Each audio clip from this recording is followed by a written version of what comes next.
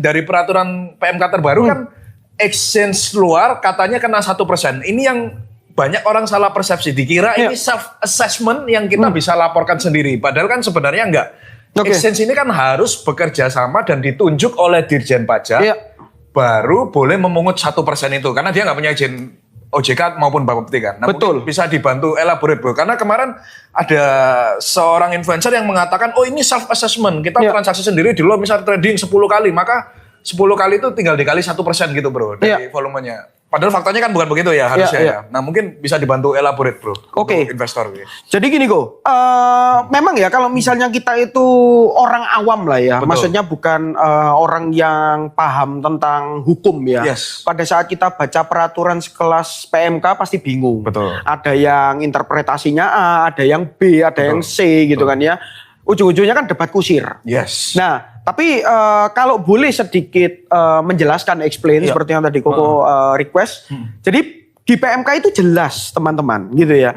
Dikatakan di situ kalau mau kena tarif yang 1%, maka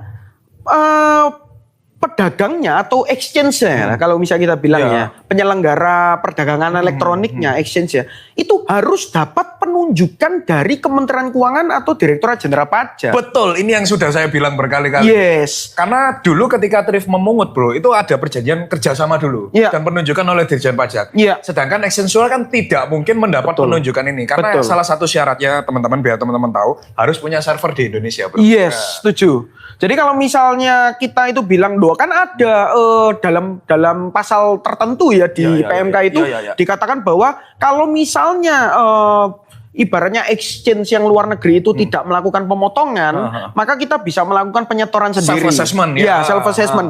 Kalau itu betul, tapi kata kuncinya yang paling utama tadi, mereka harus dapat penunjukan dari Kementerian Keuangan. Iya, betul sekali. Kita ambil contoh sederhana. Contoh lah, kalau misalnya di luar negeri itu kan ada exchange yang warna kuning. Aku nggak sebut merek lah. Betul. Nah, kalau misalnya kita itu jadi pengguna exchange tersebut, kemudian kita mau setorkan 1% dari nilai penjualan kripto kita melalui skema self-assessment oleh sebab si exchange-nya itu tidak memungut kita, itu nggak bisa teman-teman.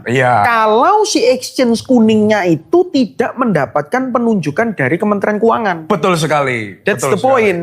Jadi kita harus prioritaskan dulu. Kalau di hukum itu ada yang namanya lex specialis derogat lex generalis.